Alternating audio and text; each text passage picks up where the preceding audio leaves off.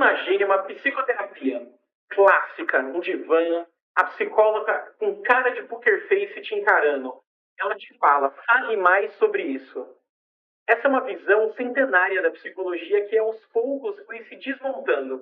Mas a terapia cognitivo-comportamental abraça essa bandeira contrária, tirando o terapeuta de um lugar passivo e te escuta e coloca atividades, exercícios, tem lição de casa. Mas para você que foi mau aluno na escola, fica tranquilo que aqui o terapeuta não vai te dar lição de casa, não vai ter um 0 no final, na terapia também não tem isso, e a gente vai aprender mais com a nossa convidada de hoje.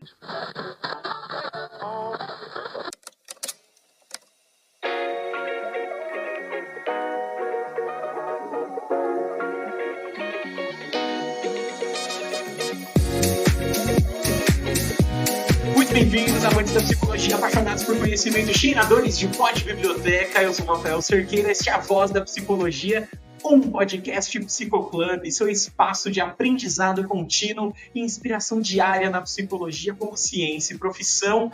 E hoje, beleza! A gente está aqui no episódio 8, a gente já falou um tantão de terapia cognitivo-comportamental, a gente já pode admitir que hoje é um podcast de TCC. Hoje pode, nos outros eram direto, hoje a gente está saindo do armário, essa é a verdade. Fazendo aqui a minha audiodescrição, eu sou um homem preto, cabelos cacheados, mais uma vez formando um cogumelo, né, uma cabeça meio arredondada, assim. Eu tô parecendo um influencer que existe no Instagram, eu preciso descobrir o nome dele, que ele fala de rock. Minha barba tá aqui curtinha, tem o óculos de armação bem quadradinha, no fundo tem uma imagem embaçada que é um quarto no qual estou. Aqui, Edvan, falando diretamente de Osasco, e eu sou uma pessoa branca com uma barba muito bonita, uma calvície muito atraente, estou hoje trajado de roupa preta, e atrás de mim tem uma parede verde e a minha estante de livros. E para quem não consegue identificar essa imagem preta do outro lado, é um monitor que está de cabeça para baixo. Nossa, você rouba muito na sua audiodescrição, porque você fala que é uma barba bonita, é um homem bonito, não sei o que, né?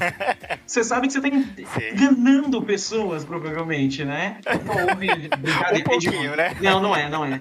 Hoje eu tava refletindo sobre... Juro pra você, Diego, eu tava refletindo sobre beleza masculina, porque eu tenho dificuldade de apontar beleza em homens, sabe? Eu sei como homem é muito feio. Mas eu não sei, tipo, pra uma mulher eu consigo falar. Tipo assim, ela tem a boca bonita, não sei o que bonito, mas pra homens, sei, tipo, culturalmente eu não fui educado a isso. E eu pensando, o Edvan é um cara bonito. O que o Edvan tem de bonito? A barba, né?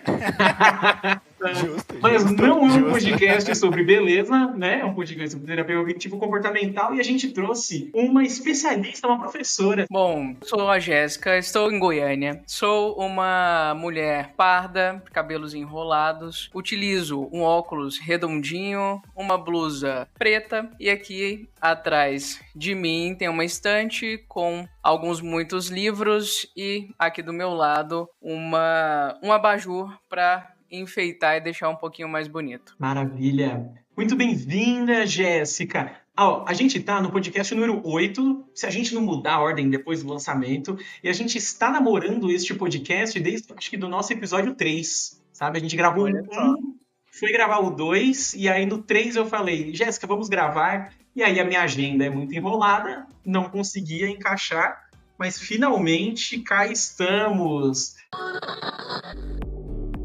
Mas calma, antes da pauta, mais calma, antes da pauta.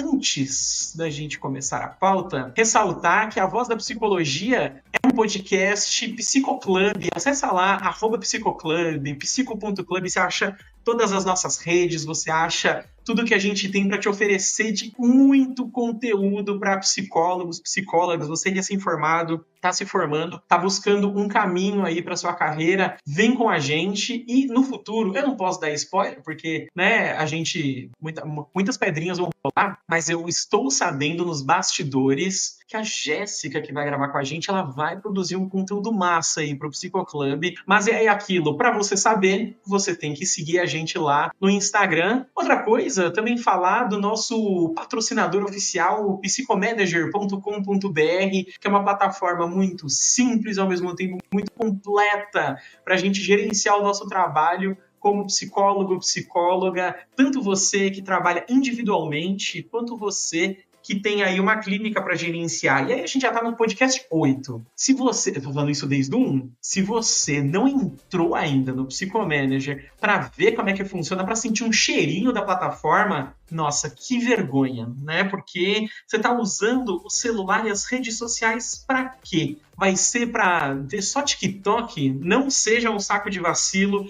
Acessa lá, psicomanager.com.br. Para a gente começar, Jéssica, eu queria que você falasse um pouco de onde surge essa abordagem, essa forma da gente pensar psicoterapia. Ótimo. Eu costumo falar para os meus alunos ou, né, quando eu estou conversando sobre, né, que a terapia cognitivo-comportamental ela surgiu, né, em um momento em que o considerado pai da TCC, né, o Aaron Beck, ele estava tentando mostrar a parte questões polêmicas, tá, gente? Não estou entrando nesses méritos, estou só narrando a história para vocês. Ele estava tentando mostrar, né, a partir de pontos sólidos e científicos que a psicanálise funcionava, né? Então, dentro desse movimento de tentar mostrar como a psicanálise funciona, chegamos aqui na terapia cognitivo-comportamental, né? O Aaron, que é considerado o pai da TCC, era psicanalista, era um psiquiatra, era psicanalista e queria entender como é que era o funcionamento da depressão nas pessoas que ele atendia. Inclusive, grande parte do trabalho do Aaron, de livros, de publicações, tem ênfase no funcionamento e no tratamento da depressão, né? Então, dentro desse movimento de querer entender como é que a depressão funcionava e como é que a psicanálise ajudava as pessoas a melhorarem da depressão, o Aaron descobriu o que a gente utiliza hoje, né, como modelo cognitivo. Ele conseguiu perceber que dentro desse processo do curso, né, de um episódio depressivo, as pessoas tinham elementos cognitivos, né, do que a gente vai conversar aqui, de pensamentos automáticos e afins, mas tinham elementos cognitivos que contribuíam para aquelas pessoas estarem dentro daquele processo e também contribuíam para essa manutenção. Eu gosto também de trazer, quando a gente fala, né, da onde veio a TCC, que é importante também pensar no contexto, né, o que a gente aprendeu lá na graduação, a palavra chique, né, o Zeitgeist, o espírito da época, né, que as coisas, o conhecimento que a gente tem, ele não surge do nada, né? Assim como a terapia cognitivo-comportamental. E dentro também desse movimento que a gente conhece aí por revolução cognitiva, né? Um momento em que o mundo estava lá em guerra mundial, queríamos entender quanto humanidade, sociedade, né? Questões voltadas para processamento de informação e tudo mais, também foi um momento que contribuiu para esse movimento de verificar como é que nós processamos informação, tanto num sentido, né, neurocientífico, quanto nesse sistema de significados que a terapia cognitivo-comportamental adota e trabalha no dia a dia, tanto da clínica como no dia a dia da teoria e da pesquisa. Entendi. É curioso que quando a gente, vendo pelo cenário brasileiro, a gente está gravando em 2024, comecei a me formar em 2012 e eu via que existia assim, como se fossem quase dois extremos. Psicanálise de um lado e terapias comportamentais de outro, terapia cognitivo-comportamental lá do outro lado. E que ser psicanalista é um tapa na cara da sociedade. Porque não é que assim, ele não gostava de psicanálise. Não, ele estudou isso e ele estava tentando aprimorar as técnicas dele, provavelmente, né? Exatamente. É legal, né? Por isso que eu costumo brincar. Até gravei um Reels uns tempos atrás falando isso, né? Você sabia que o Aaron descobriu a TCC estudando psicanálise, né? Porque ele era engajado cientificamente. Inclusive, ele morreu com 100 anos, né? E estava produzindo, tem publicação. Eu imagino que deva ter coisa dele para sair também em algum momento. E dentro desse processo, né, de querer entender a ferramenta que ele utilizava, que era a psicanálise, ele acabou desenvolvendo uma outra teoria. Ótimo. Quando a gente pensa assim nesse surgimento, de se aproximar com teorias cognitivistas assim, ele mostra na literatura dele todo esse caminho. Eu vou fazer um paralelo com a psicanálise, né? A gente conhece Freud por fazer estágio com Charcot, depois procurar um processo para cura das neuroses. Aí ele vai, faz um trabalho, ele procura outra coisa assim. Como que foi ao longo do tempo do Aaron Beck? Uma coisa interessante, inclusive, se alguém souber, por favor, me indique. Já procurei muito o aspecto de uma biografia, né, do Aaron, que ele tenha escrito, ou que alguém tenha escrito sobre ele. Eu ainda não tive acesso a nada nesse sentido, não sei se produziram. O que a gente tem desses relatos, né, são muito mais dos livros que são mais basilares da TCC, inclusive o livro da filha dele, né, da Judith, que é o Terapia Cognitivo-Comportamental, Teoria e Prática. Então, ela conta um pouquinho, no primeiro capítulo, se eu não me engano, da introdução de como é que chegou nesse movimento, né? Se alguém souber de alguma coisa, eu ainda não tive acesso nesse sentido, mas eu acho que também reflete muito, isso, claro, com a percepção minha, mas reflete muito também o modelo, né? Assim, do quão pragmático é a terapia cognitivo-comportamental quando a gente compara com as outras abordagens, né? De não ter também, mesmo que a gente fale, né? O Aaron é o pai e afins, a gente tem aí essa afetividade para com ele, mas dentro do processo da TCC ou do nosso grupinho, eu acho que a gente é um pouco menos, não sei nem que palavra utilizar, né? Mas a gente tem um pouco menos de paixão e afins pelo autor, como você mencionou aí na psicanálise, né? Que a gente tem aí esmiuçado o que Freud fez, o que Freud gostava, o que ele deixou de fazer. Mas eu entendo que esse ponto é um ponto importante até da psicologia, né? Freud foi o cara que começou a falar desses movimentos que ninguém falava, né? Ele é um importante precursor da psicologia. Mas aqui na TCC a gente tem pouco documento sobre isso. Eu gostaria de ter mais, de entender, de saber um pouco mais da história, né? Mas nesse sentido mais específico do Freud, com quem que o Aaron estudou, o que o Aaron fez e afins, eu desconheço material nesse sentido. Nossa, é interessante você falar isso, Jéssica, porque realmente eu estava fazendo uma pesquisa hoje para refletir alguns pontos, para trazer algumas perguntas novas, né? E eu falei, gente, eu dei uma relida aqui na teoria, só que nos princípios básicos da TCC, só que aí eu falei, poxa, a gente vai falar de TCC. A gente vai falar um pouco de quem criou, do pai da TCC. Só que aí eu falei que talvez não seja muito relevante, talvez não seja muito importante. E aí eu me dei conta, né, de que, peraí, o que eu sei do pai da TCC? Eu sei que tá, ó, ali tem algumas coisinhas, mas não tem uma biografia, e eu também não vejo em outras pessoas da TCC esse interesse de, tipo, cadê a biografia dele? Algo mais completo, que nem, por exemplo, de Skinner, de Freud, realmente, que o pessoal, se fala de Freud, todo mundo vai saber quem é. Se falar Skinner, o pessoal vai falar, quem? Skinner? Dos Simpsons? O diretor? Foi a referência que uma vez eu escutei de alguém, né? E aí depois eu fiquei realmente sabendo que o Skinner dos Simpsons é por causa do Skinner psicólogo, né? Aí eu falei, tá, beleza, mas e o Skinner, o psicólogo? O pessoal sabe quem? Não, aí eu... Que curioso, né? E se eu falar então de Aaron Beck, aí que o pessoal não sabe mesmo o que é. Exatamente. E no fim, assim, claro que a gente puxa pra gente, né? Mas eu acho legal, no final das contas, a teoria ter mais relevância do que o autor em si.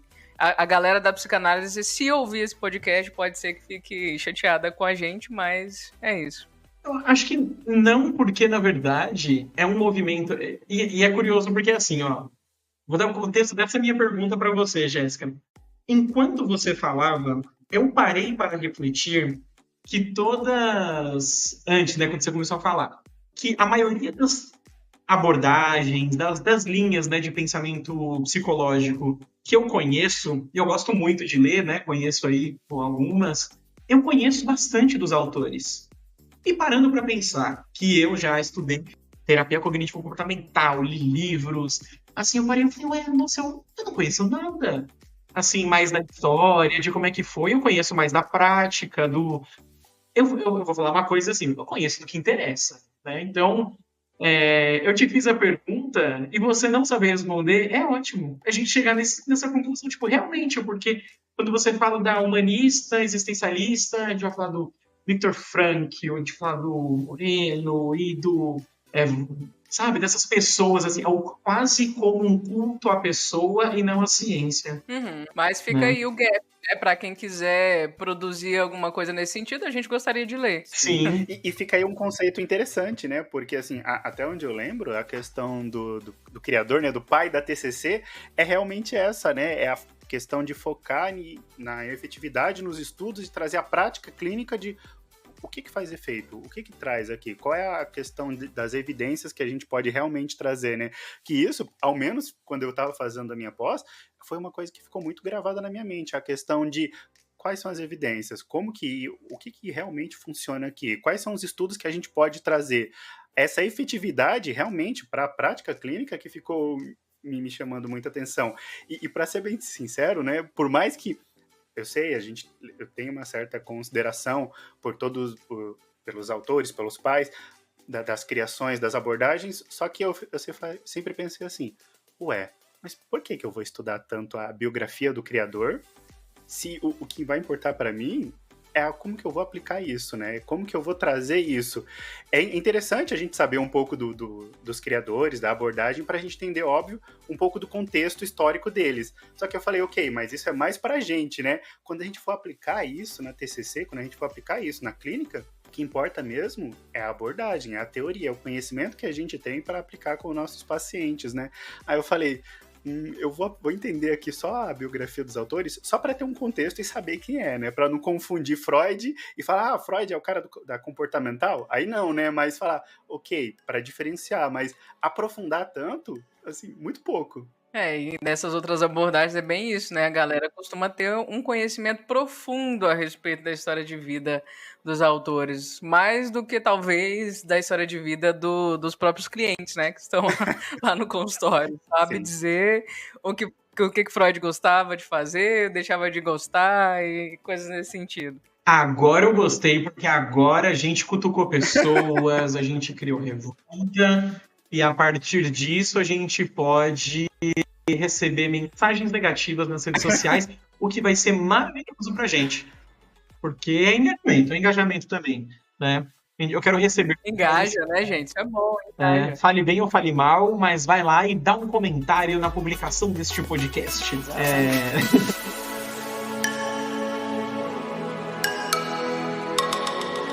Mas beleza, Jéssica. O que é a terapia cognitivo-comportamental? São dois nomes, né? Eu sempre vi muito, quando eu vou explicar para alguém, eu dou uma separadinha. Eu explico o que é alguma coisa mais cognitivista, o que é ser comportamental. Mas quando alguém te questiona o que é? Quando alguém me questiona sobre, primeiro vale também a gente até mencionar, né? A própria Judith, que a Judith, ela se engajou em alguns livros, até nesse livro que eu mencionei, a explicar algumas coisas, né? Como um pouco da história do Aaron, como algumas terminologias. E ela também explica dentro desse movimento, né, do porquê terapia cognitivo-comportamental. E é basicamente dentro desses aspectos. É uma terapia cognitivista, né, que leva em conta processos cognitivos, vou explicar daqui a pouquinho melhor sobre isso. E o comportamental ele foi associado por também ter intervenções de maneira geral que são utilizadas, né, dentro da prática clínica. Então foi meio que aquilo. Começaram a chamar de terapia cognitivo-comportamental e dentro desse processo assim ficou. Né? Mas quando a gente fala de terapia cognitiva comportamental, isso hoje é diferente, né? Porque a gente vai ter lá, a gente precisaria de um outro momento para conversar sobre isso, mas hoje a gente tem lá, né, as ondas da terapia cognitivo-comportamental que vão se associar mais dentro nesse sentido. Mas quando a gente fala de terapia cognitivo-comportamental, de maneira geral, nós estamos falando de uma terapia, né, cognitivista que ela vai levar em consideração o nosso processamento de informação. Uma frase que ela é simples, mas que ela explica muito bem e que eu costumo utilizar isso de uma maneira mais informal para falar sobre aquilo de que não importa muito o que acontece. Importa muito a maneira como nós, né, ou cada um de nós, interpreta aquilo que acontece. Então, esse é o ponto central da terapia cognitivo-comportamental. Como é que nós, indivíduos, processamos essas informações, essas situações que nos acontecem, e isso está relacionado ao nosso sistema de significados, que são as nossas crenças, né? O que a gente vai aprendendo aí sobre a vida ao longo do nosso desenvolvimento, o que eu vou aprendendo a respeito de mim, o que eu vou aprendendo dos outros, o que eu aprendo do futuro, e essa maneira que eu vou absorvendo sobre como o mundo funciona, como eu funciono, como as outras pessoas funcionam, é que determina, de certo modo, a maneira como é que eu vou enxergar as coisas que acontecem e como é que essas coisas vão me impactar, né? Como é que eu vou me sentir em relação àquelas coisas e também como é que eu vou me comportar. Então, para nós aqui dentro da TCC, é muito importante conseguir entender como é que as pessoas enxergam o mundo, né? Como é que elas interpretam o mundo, para que a partir disso a gente consiga fazer intervenções que sejam assertivas, considerando que quando nós estamos em sofrimento, né, um sofrimento significativo ou dentro de um processo psicopatológico, consideramos que provavelmente a maneira como nós estamos processando as informações, né, a maneira como nós estamos significando as coisas que acontecem, provavelmente não está sendo de uma maneira tão assertiva ou de uma maneira tão realista assim. Como, inclusive, o que o Aaron verificou quando ele estava fazendo aí os estudos. O que o Aaron queria saber? Ele queria saber quais eram os processos envolvidos dentro do processo depressivo, né? Pessoas que estavam em processo depressivo, no episódio depressivo, por que essas pessoas estavam lá? Então, dentro desse processo, o Aaron, inclusive, descobriu isso, que enquanto as pessoas estão em um processo depressivo, estão em um episódio depressivo, elas tendem a interpretar a vida, de maneira geral, a partir de um viés negativo, a partir de um viés desesperançoso. Então, ele percebeu que a psicopatologia da depressão altera essa maneira, né, de percepção dos eventos, e a partir disso a pessoa ela tende a ter um olhar sem esperança, um olhar pessimista frente às coisas. E dentro de um processo psicoterápico da TCC, a gente se movimenta a entender qual é esse viés de processamento de informação que está em ação naquele momento, para que a gente consiga trabalhar para que essa interpretação possa ser um pouco mais realista e contribua para que o indivíduo possa melhorar frente, né, esse sintoma que está trazendo aí comprometimento do seu funcionamento saudável. Quando a gente fala de uma pessoa que tem um olhar não tão positivo, ou quando a gente tem não quero só falar a palavra, mas quando a gente tem esse pensamento em relação a uma situação que ele não nos leva a um bom final. É o que a gente fala sobre o pensamento desadaptativo? Então, por exemplo, X situação acontece na minha vida e com o Edivan, ele que é uma pessoa, entre todas as aspas do mundo, ele é uma pessoa saudável, ele lida, tem o estresse como deveria. E eu me estresso e eu tenho sintomas negativos por muito mais tempo. Né? Aí é um pensamento desadaptativo. Sim. A gente usa também muito um pensamento disfuncional.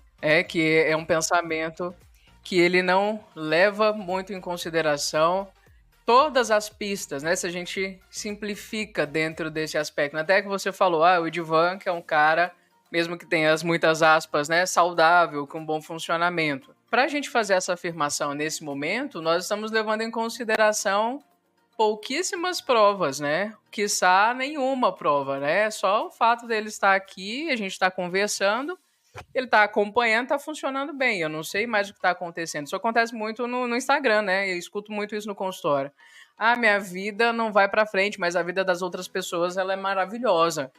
Como é que você sabe disso? Como é que você chegou nessa conclusão? Ah, porque as pessoas estão sempre postando que estão viajando, que estão aproveitando a vida, que o trabalho está maravilhoso. Então a gente chegou em uma conclusão a partir de um recorte muito específico, né? Então a gente não pode chegar nessa conclusão. Então acabam que esses pensamentos, eles são pensamentos disfuncionais. A gente está chegando em uma conclusão a partir de pouquíssimas provas ou nenhuma prova, e esse pensamento disfuncional contribui para que a gente possa entrar em sofrimento. E isso é interessante, né? Essa questão de pouquíssimas provas, porque você trouxe essa questão do Instagram, né? E eu lembrei de uma situação uma vez, que eu já conversei isso em clínica, que uma pessoa falou assim, nossa, mas tá vendo, ó, tal pessoa tá muito bem, tá viajando, posta sempre viagens o tempo todo. Em um momento posterior, a pessoa trouxe a segunda informação. Nossa, sabe o que eu descobri? Aquela pessoa X... Então, é uma viagem só que a pessoa fez, só que a pessoa tirou trocentas fotos e publicou isso ao longo de tanto tempo. Então, era uma viagem que a pessoa fez. Aí ela, realmente, né, Edvan? Porque, tá vendo, ó? Aí a gente vê que as pessoas no Instagram, por exemplo, não dá pra tirar uma conclusão com base em uma questão só, em uma situação. A gente tem que levar uma série de várias evidências para a gente tirar uma boa conclusão. E isso a gente, às vezes, faz muito, né, Jéssica? A gente tira uma conclusão com base em uma situação apenas e fala, ok, a minha vida vai ser interpretada com base nisso. Eu tenho que estar ligado a esse critério apenas. Se esse critério não for assim, não vai dar certo, né? Então a gente ter esse pensamento muito rígido com base em alguma coisa leva a ter esse pensamento normalmente, né? De maneira geral, né, até se a gente pega aí construtos de psicologia social ou das neurociências de maneira geral, o nosso processamento de informação de maneira global, seja de sistema de significados, ou seja do processamento de informação de tudo que a gente está fazendo, diariamente a gente comete vários erros, né? Uhum. Até porque se a gente tivesse que parar para processar a informação de cada coisa que a gente recebe, a gente não ia funcionar, a gente não ia conseguir fazer muito do que a gente faz. Os nossos processos de interpretação, de processamento de informação, eles são automatizados, e na grande maioria do tempo, não trazem muitos prejuízos assim, né? Você segue e tá tudo bem. Assim como nos pensamentos automáticos, que é isso que a gente tem, né? Você interpreta de cara, mas algumas coisas não fazem... A grande maioria das coisas não fazem muita diferença na nossa vida, mas alguns vão fazer. Uhum. Porque, bem como você mencionou, né, esse processo da gente ficar se comparando, esse processo da gente achar que a pessoa tá bem ou a pessoa tá mal a partir de uma informação só, até o nosso exemplo aqui, né, o Rafael estava mencionando, esse episódio está sendo pensado e tentado há algumas semanas, né? Uhum. Alguém pode pensar, nossa, eles gravaram tudo certo, conseguiram sem nenhum perrengue, nem nada, né? Mas ninguém sabe o que aconteceu nos bastidores até a gente conseguir chegar aqui. Exatamente. E essa é uma das questões importantes da TCC, né? E até uma coisa importante, as pessoas tendem a achar que na terapia cognitivo-comportamental a gente trabalha com pensamento positivo. Isso não é uma verdade. A gente tende a trabalhar dentro desse aspecto de a gente desenvolver um pensamento que ele seja um pouco mais racional. Que ele seja um pensamento um pouco mais elaborado para que a gente consiga pensar. Porque às vezes eu vou, inclusive, chegar naquela conclusão de que eu não tenho evidências suficientes nem para um lado nem para o outro. Me resta aceitar que eu não sei, né, se essa pessoa viaja de fato todo final de semana ou se ela tem ela fez um monte de coisa na viagem e ela posta durante 5 anos. Eu não sei, eu não tenho como saber disso. E tá tudo bem, eu preciso entender que eu não posso levar para a minha vida a nível de comparação negativa esse processo, porque eu não sei da realidade das outras pessoas. Então esse processo de tentar racionalizar é um processo importante para a terapia cognitivo-comportamental para que a gente consiga não cair nessas armadilhas de que essa minha interpretação é a interpretação correta a partir de evidência nenhuma ou a partir de pouquíssimas evidências. Sim.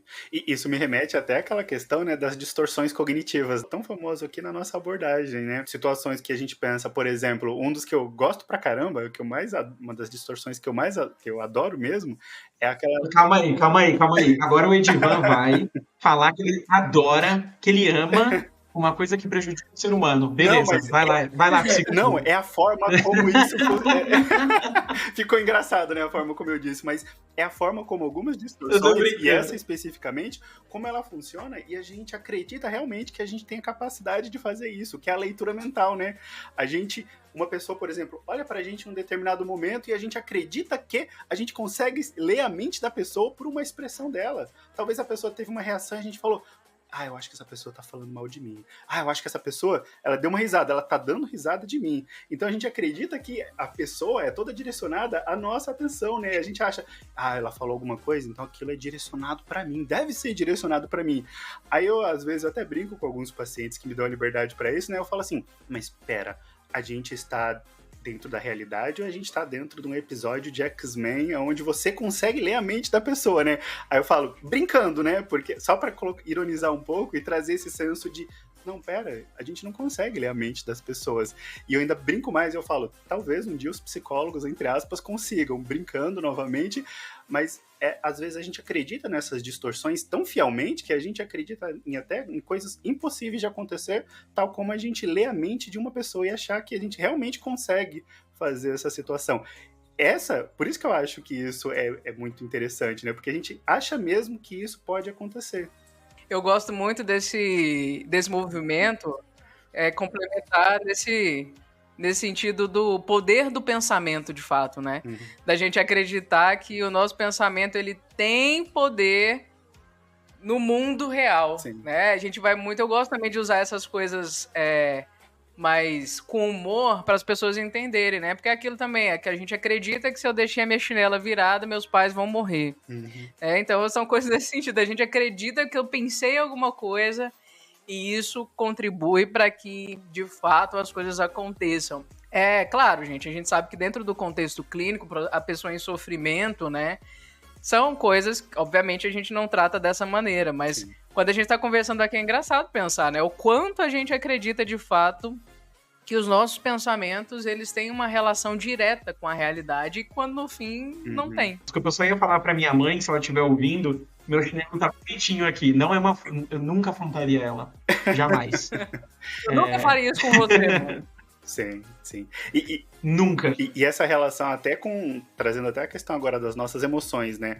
Às vezes a gente traz muito isso, né? Que uma emoção nossa, o fato de a gente estar sentindo isso, e tem um pensamento por trás disso, né? Então a gente fala, poxa, se eu estou sentindo, isso é muito real, né? O sentimento, ele é real, mas o pensamento por trás disso, aí é que a gente tem que começar a trabalhar, né? Porque senão a gente começa a pensar, mas espera, às vezes eu tô assistindo um filme de terror e eu fico com medo. Então significa que aquilo que eu estou temendo, aquele medo que eu tenho naquele momento vai acontecer comigo?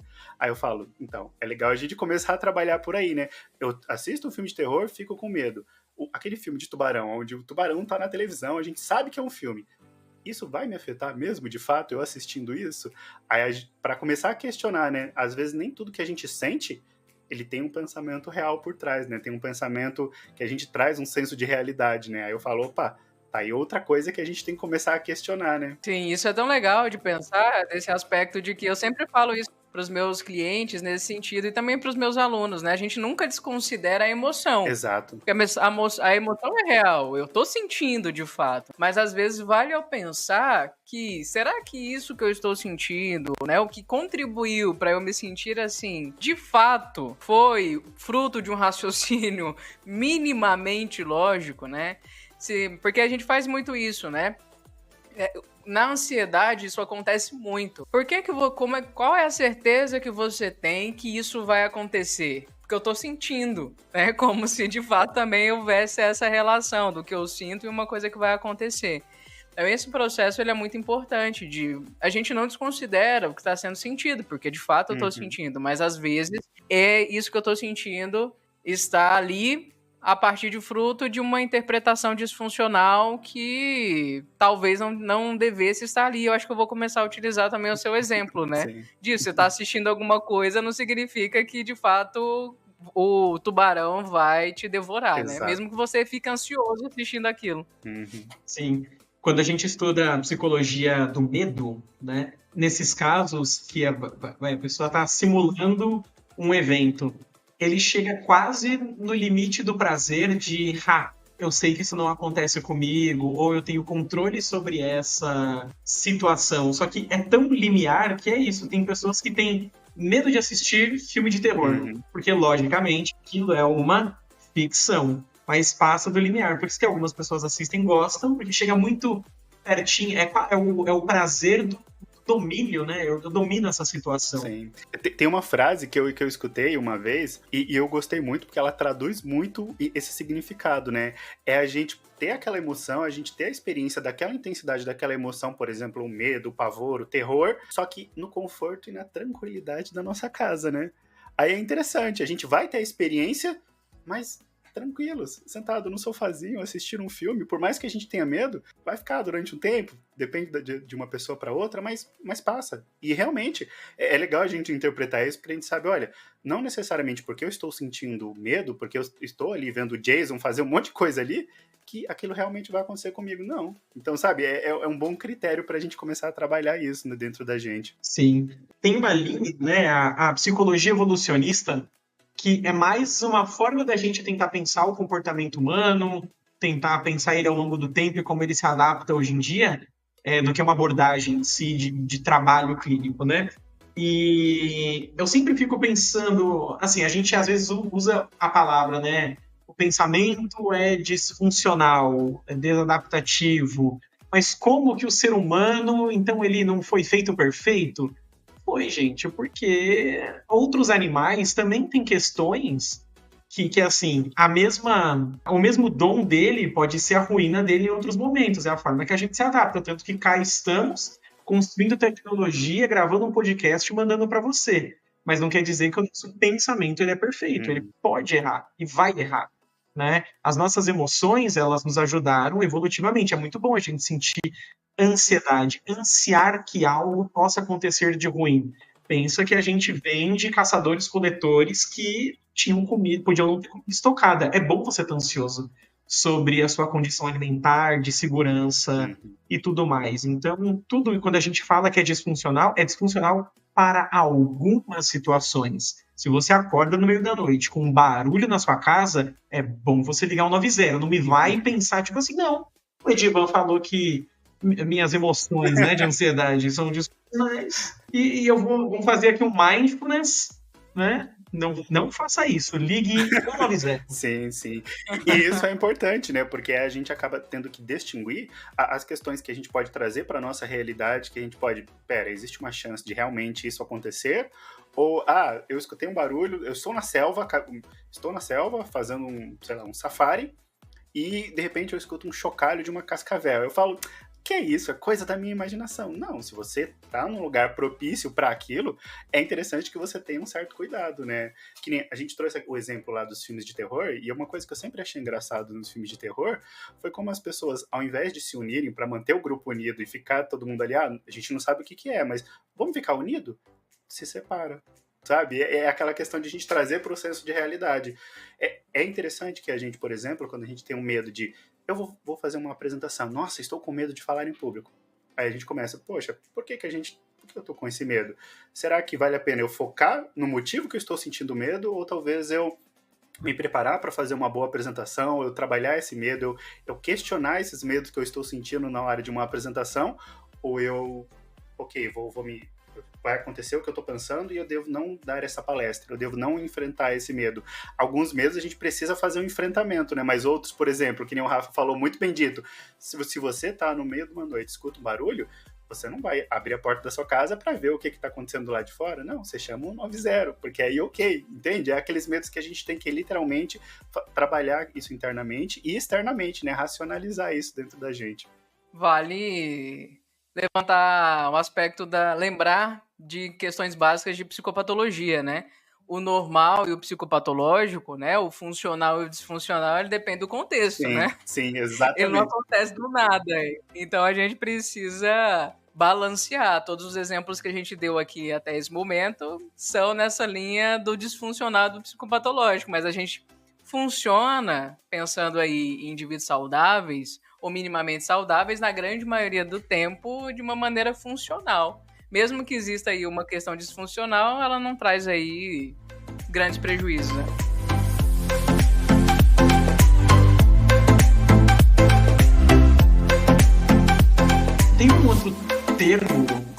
uma forma, né, quando a gente estuda terapia cognitivo-comportamental, Jéssica, que falam que é os esquemas, que é quase como a gente tentar, talvez, definir um pouquinho do processamento mental da pessoa. Se você puder falar um pouquinho sobre...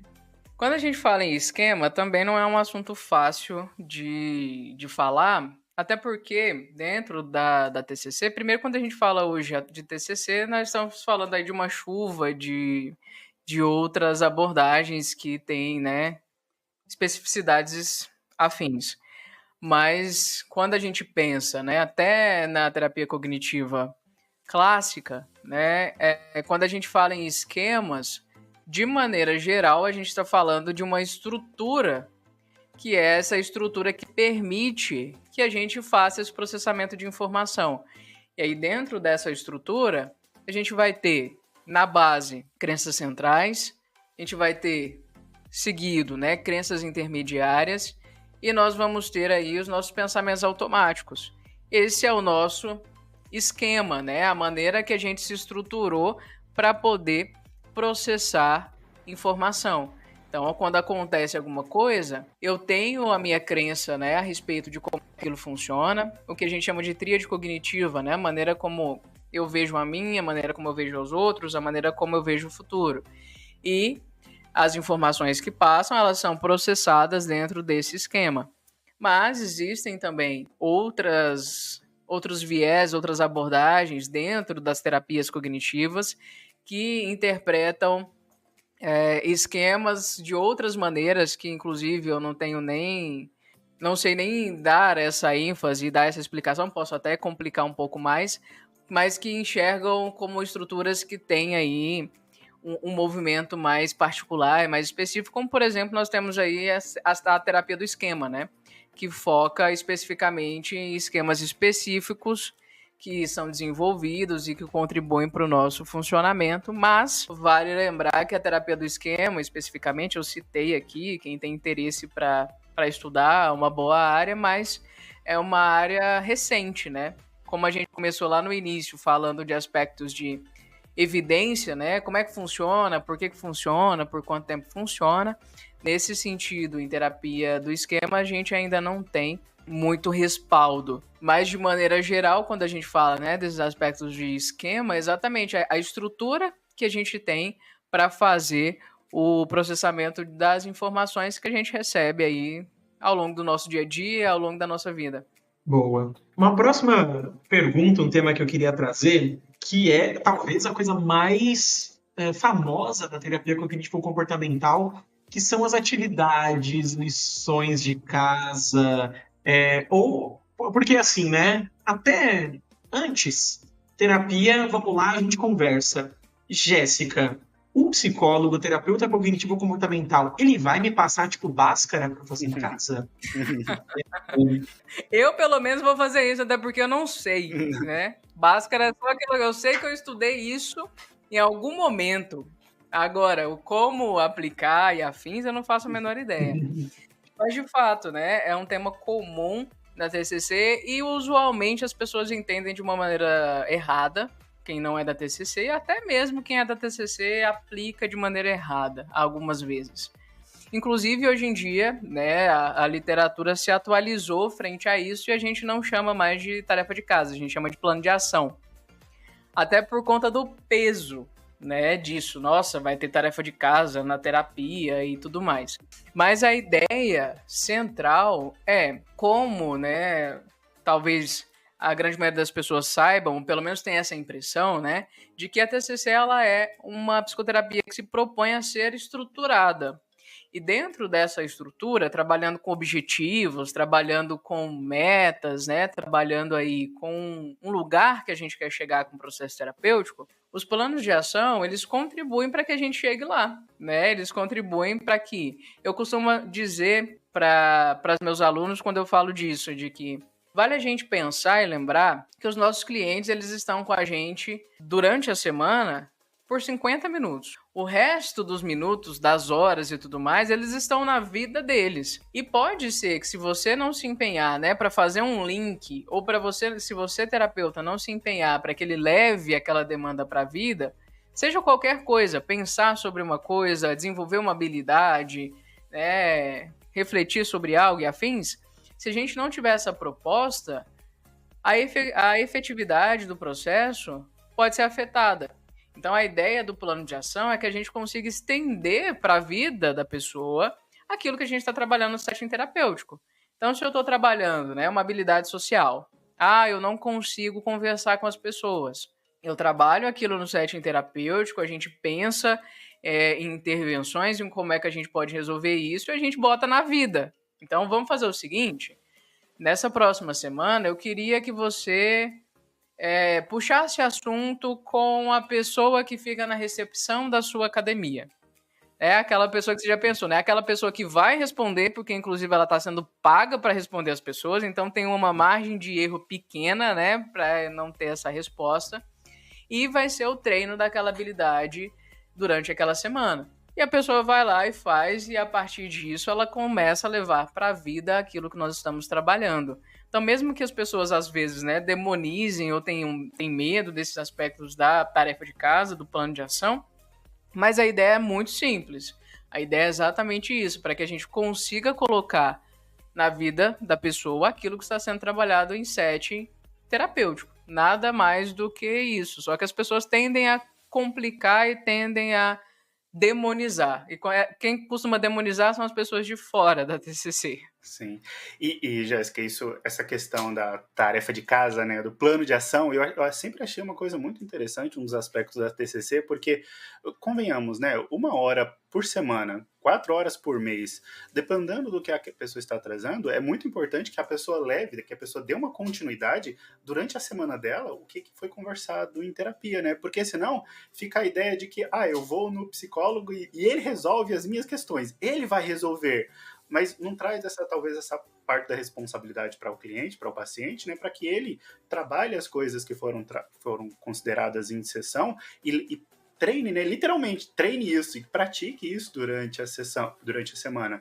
Sem esse trabalho do próprio cliente, fica um pouco complicado a gente trabalhar determinadas questões, né, sem dar essa responsabilidade. Você quer desenvolver uma determinada habilidade? Por exemplo, essa que você trouxe, né, talvez de uma comunicação, de trabalhar um pouco mais a timidez, de trabalhar essa questão de falar em público. O que a pessoa precisa fazer? A gente trabalha algumas questões cognitivas e comportamentais dentro da sessão, e isso ele traz como literalmente um exercício, né? Um treino para ele fazer fora da terapia, né? Que é extremamente relevante, né? Exatamente isso. Sim. E aí, uma coisa que eu gosto muito, e se a gente fizer 100 podcasts, eu espero falar isso nos 100 deles, toda vez que você for estudar alguma coisa, busca artigo científico e tenta fazer um recorte por data. Porque quando a gente está fazendo uma monografia, uma dissertação, a gente está tentando publicar um artigo, alguma coisa assim, é preferível que a revisão bibliográfica ela seja recente, entre aspas, né? Então, a gente vai tentar procurar o que tem de melhor. E quando a gente pesquisa dessa forma, a ideia de ter um objetivo bem definido, trabalhar com metas, a forma que a gente pode estruturar dados, porque é isso, se você tem uma proposição, um plano de ação, e você passou X sessões e você conseguiu evoluir tanto, a gente tem dados muito mais concretos do que só uma descrição aleatória dos seus dias e dos seus sentimentos por sessões e sessões. E é uma metodologia que funciona, né? Você pode não gostar de terapia cognitivo-comportamental, mas não dar atenção para dados, mensurar, ter um objetivo, isso não é só na psicologia, não é só na terapia, né? Eu ia falar não da psicologia, mas a psicologia como ciência do comportamento humano. E pensar que o ser humano se comporta em diversos contextos, né? A gente consegue perceber o quão é eficiente você ter metas, né? Então estudem, gente. É bom pegar os livros clássicos, com certeza absoluta. Mas vai lá no Cielo, Google Acadêmico, pega os temas que você quer dar uma estudada, puxa uns artigos, né? Tenta verificar uma baboseira de alguma revista bizarra, mas quem que eles estão citando de alguma forma, mas ajuda muito a gente não cair nesse tipo de pegadinha ou de falácia, né? E isso não só, acho que para psicologia, terapia cognitivo-comportamental. eu vejo artigos de outras abordagens de psicanálise com alguma questão freudiana, tentando e publicando artigos assim com achados, com algum tipo, né, de prática ali. Então vale a pena, né? Não se prenda às raízes antigas. Enquanto você estava falando, eu só pensei, né? Você pode não gostar de terapia cognitivo-comportamental, mas falar que não funciona, não pode. Eu estava lendo, né? O Aaron Beck, lá atrás, ele conduziu 300 experimentos, ajudou, né, a conduzir mais de 300 experimentos da eficácia da terapia cognitivo-comportamental para depressão. Então não é à toa, sabe? Não é tipo, oh meu Deus, nós somos os melhores. Não, mas a gente tem números apontando para isso, e tal como a ciência a gente também vai se apegar ao que se mostrar muito melhor, né? Eu tenho um colega neuropsicólogo, não vi um colega, né? O Marcelo, que participou do podcast que a gente gravou aqui. Ele estava dando uma pesquisada sobre uma pesquisa, né? Achados do exército americano conduzindo pesquisas que, dependendo do tipo de radiação que é emitida em determinada parte do cérebro, minimiza demais sintomas de depressão. Ou seja, você com radiação tá se curando depressão, sem fazer terapia, sem tomar remédio. E isso, ele falou que quando conversou com outros profissionais, teve, nossa, quem eles pensam que eles são, porque a terapia, não sei o que. Gente, se isso for levado adiante com segurança, se isso for válido, a gente tem que apoiar isso. Por que eu vou deixar uma pessoa 3, 6 meses, 1 ano em terapia, se a gente um dia pode curar ela? Sabe? A gente não pode ser mesquinho dessa forma. Aí não pode. A gente pode gostar de falar de, olha, o transtorno, como é que funciona, que maravilha aquele pensamento disfuncional. Mas a gente não pode querer que a pessoa fique assim para sempre. Curioso, né, que até essa questão de, entre aspas, de ter uma terapia breve, né, de ter esse conceito de ser o mais eficaz possível para o paciente, é um dos critérios que está muito atrelado à TCC, né, que é ser uma terapia breve, né, de você ser focado para a resolução das questões do paciente. Então, quando você trouxe isso, parece que assim, brincando, né, parece que é um pensamento muito de, eu vou trazer uma palavra aqui, né, do nada, né, de TCCiano, né, que é brincando, né, que é todos os terapeutas cognitivos comportamentais de ter esse pensamento de vamos trabalhar focado para a gente resolver essa questão? Ponto. Sabe? E isso é muito legal da TCC, que é um dos critérios que eu mais gosto, sabe? Eu acho, dentro da psicologia como um todo, a gente ainda precisa conseguir conversar de uma maneira muito tranquila e assertiva dentro desses pontos de que a terapia, de maneira geral, né, a psicoterapia, ela não está nesse patamar ou nesse pedestal que ele é incontestável, né? Em algumas aulas de psicopatologia, às vezes eu falo um pouquinho, né, a respeito do perigo da gente fazer essa atribuição de causalidade, né, que a gente tende a fazer muito, né. A pessoa estava num episódio depressivo difícil, e ela estava muito ruim, e ela começou a fazer psicoterapia. Passado 2, 3 semanas, ela melhorou.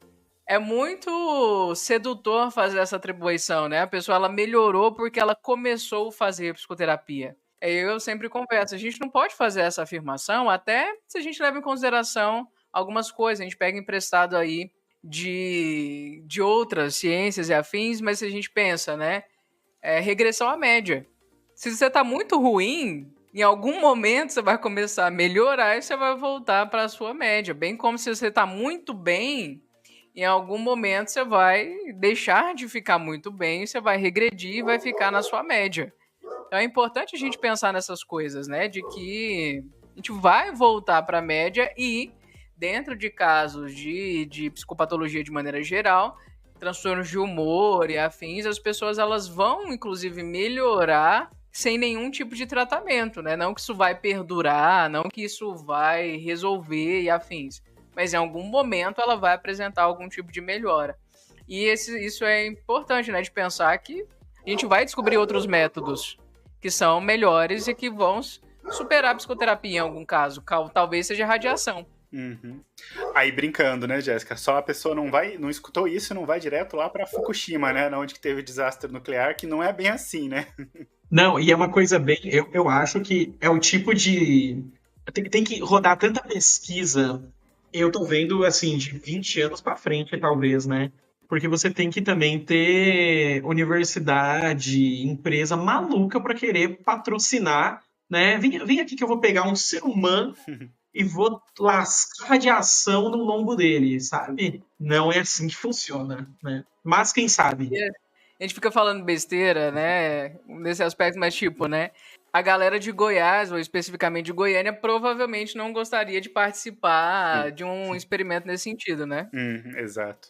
Porque principalmente Pra quem não Só entendeu, quem né, gente? conhece bem a internet brasileira vai saber por quê. sim, Exatamente. Eu ia falar, mas deixa aí. Se vocês quiserem saber, vocês pesquisem, por quê? radiação, Goiânia. A relação, pesquisa isso, tipo assim, Goiânia, Goiás, radiação, materiais e seja feliz. As pessoas não sabem, Jéssica, quem é um pouco mais velho ou quem foi ocupado da vida não conhecem muitas coisas que às vezes eu fico pensando, meu Deus, eu tive muito tempo inútil.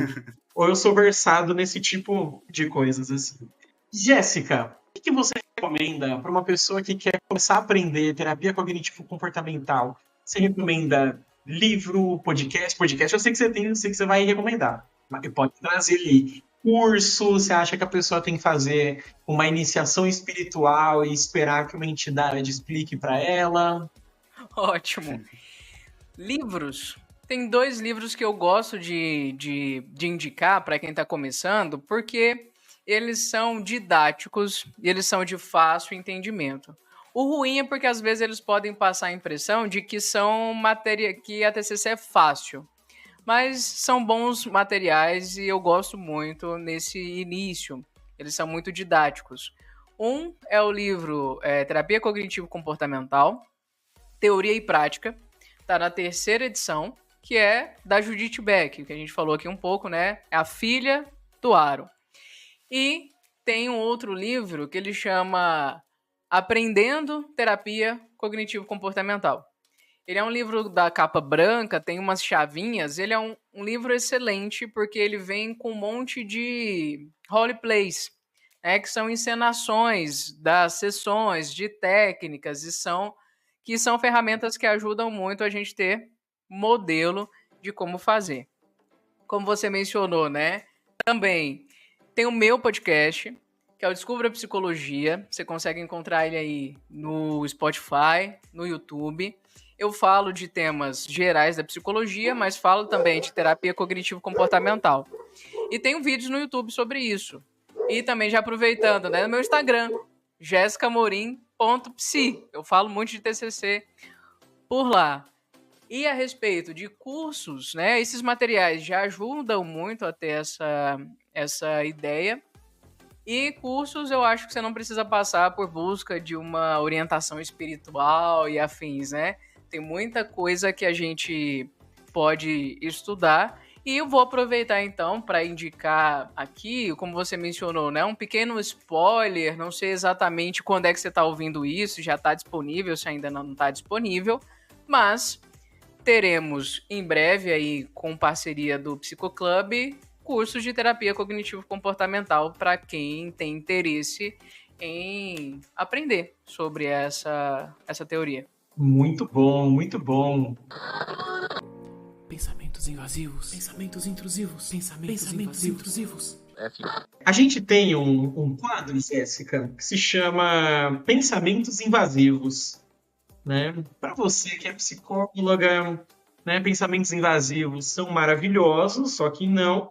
E como que vai funcionar? Eu vou te fazer perguntas, você tem que responder com a primeira ideia que vem na sua cabeça, tá? Não pode pensar muito. Pode ser? Beleza. Bom, não foi combinado, eu gostaria de deixar claro que isso não foi avisado antes de a gente vir gravar. Mas eu nunca vi. Então vamos lá, então ele vai ser bem... Eu nunca aviso assim, né? Ele vai ser bem puro, porque de fato eu não estava preparado, né? Ok, vamos lá. Ok. Tirando livros técnicos, né? Se a gente pensar em livros de romances, histórias assim, indica um livro para o ouvinte. Um livro bom. Aquele momento de que parece que não vem nada na cabeça. Exato, eu adoro isso. Porque os pensamentos invasivos, eles vêm o dia inteiro, menos agora. É assim que a gente cura, sabia? Transtorno obsessivo. Mentira, gente, não é assim. A única coisa que veio na minha cabeça foi o último livro que eu vi aqui na minha estante, que foi As Crônicas de Nárnia. Muito bom. Maravilhoso. Todas, né? Aquele compilado você tem que vem todas? Compilado, Nossa. exatamente. Ele tá em algum lugar aqui. É o compilado, aquele grosso, que tem todos. Legal. Muito bom. Gosto. Já leu, Edivan? Não, ainda não. Mas eu sei qual que é. Assisti os filmes, né? Os filmes eu assisti. As Crônicas de Nárnia, eu acho incrível que o autor ele transita de um livro extremamente infantil para, de repente, estamos num livro muito pesado e adulto e a gente Exato. termina também muito leve. Não, o autor é muito bom. Exatamente. Então, muito pau para ele. Boa. Outra pergunta. Se você não fosse psicóloga, que carreira que você queria ter? Se eu não fosse psicóloga, eu seria advogada. Mas as pessoas, para o bem da humanidade, eu fiquei com a psicologia. Eu digo que eu seria insuportável, eu não teria amigos se eu fosse advogada. Sabe que você é a segunda pessoa que diz isso? Quando a gente entrevistou um psiquiatra, ele falou isso e eu me admirei muito. Tá vendo? A gente tem consciência do funcionamento. Incrível, incrível. Última pergunta, Jéssica. Me fala uma coisa muito valiosa que você já aprendeu nessa vida. Vai parecer assim, nossa, que negócio bonito de pensar. Mas uma coisa muito valiosa que eu aprendi na vida, sobretudo na psicologia, é que os nossos colegas, eles não são concorrentes. Quanto mais próximos a gente estiver da nossa categoria, dos colegas, participar de projetos e conversar e afins, muito melhor, tanto para o nosso crescimento pessoal, quanto para o crescimento da psicologia como ciência e como profissão. Legal. Muito bom, muito bom. Reforço positivo. É um quadro que se chama Reforço Positivo. Como que funciona? Na análise experimental do comportamento, reforço positivo é quando a gente tem uma consequência, né, um evento, e ele reforça que a mesma resposta seja emitida no futuro. O nosso ouvinte está aqui emitindo a resposta de ouvir o podcast, e eu quero que a gente reforce ele a buscar mais vezes este tipo de conteúdo. Então, o que eu gostaria? Que você resumisse o que foi esse podcast hoje. O que você acha que a gente falou aqui? Né? Sabe quando tinha no Telecurso 2000, se liga aí, que é a hora da revisão? Nossa, muito legal. Eu peço pro Edivan, mas como você ficou com medo, eu pedi para você. Se você ouviu os outros, todos foram o Edivan que fez. Todos foram. Bom, então, resumir o conteúdo até este momento, é isso? Exato. Por quê? Por que esse podcast foi bom? Porque eu posso usar esse corte depois numa rede social. Tipo, porque a pessoa deveria vir esse papo que a gente já teve. Então, nosso papo hoje foi um papo muito bom, gostei bastante do que a gente conversou e a gente conseguiu passar por assuntos muito legais que a gente usualmente acaba nem falando, né? Como, por exemplo, aquela sacada de cadê a biografia não autorizada de Aaron Beck, né? Onde é que está esse material? Não temos, talvez alguém produza aí a partir dessa provocação. E, a partir disso, a gente conversou, né, a respeito de temas muito basilares da terapia cognitivo-comportamental, né? Crenças, pensamentos automáticos, como é que isso afeta o nosso dia a dia, como é que isso afeta a nossa saúde mental, sempre também ressaltando a importância do contexto, né?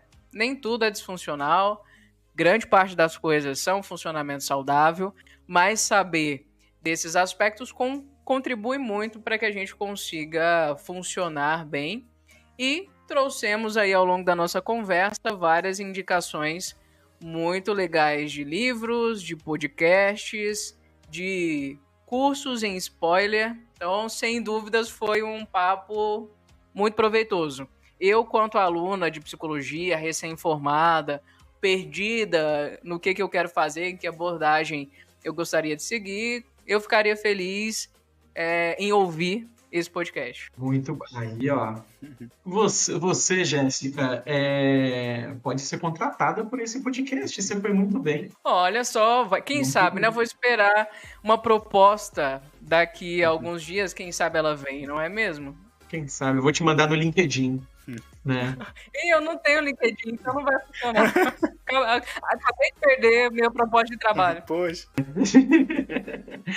reforçando aí que todas as novidades daqui do A Voz da Psicologia sai lá no Instagram do Psicoclub, segue a gente lá. Além dos nossos conteúdos, tem outras coisas interessantes para sua carreira, para o seu conhecimento e estudos. Segue a gente em tudo quanto é rede social. Vou deixar, obviamente, marcado aqui nas nossas redes. Tudo que a gente vai comentando no podcast vai estar aqui na descrição também. Se você está ouvindo a gente pelo Spotify, Deezer, avalie a gente, faz comentário, avalia bem, né? Já que você ouviu até aqui. E com muita tristeza, a gente termina esse podcast e falar de terapia cognitivo comportamental muito bom. Muito obrigado, Edivan e Jéssica. Não, por nada, foi ótimo estar aqui. Eu sempre gosto e vocês foram excelentes hosts. Espero ter a oportunidade de encontrar vocês aí novamente e vou esperar minha proposta de emprego via WhatsApp ou e-mail, porque o LinkedIn... Vai voltar. Sim. Vai voltar. Vamos te trazer de novo. E é como o Rafa disse, né? É sempre um prazer falar de psicologia. Eu sempre falo para as pessoas que me conhecem que se for para falar de psicologia, nossa, alguém tem que me mandar ficar quieto, porque quando começa a falar, tem que ter um ponto final ali. Alguém tem que falar isso, porque consigo falar durante horas. É sempre um prazer estar aqui. Eu já gosto de falar. Né? Por isso que eu faço podcast. Eu gosto de falar. Como diz um professor. Minha avó fez muita simpatia para eu poder falar. Brincando, né? Como tomando as palavras do professor Clóvis de Barros como as minhas, né? Eu adoro ouvir o som da minha voz.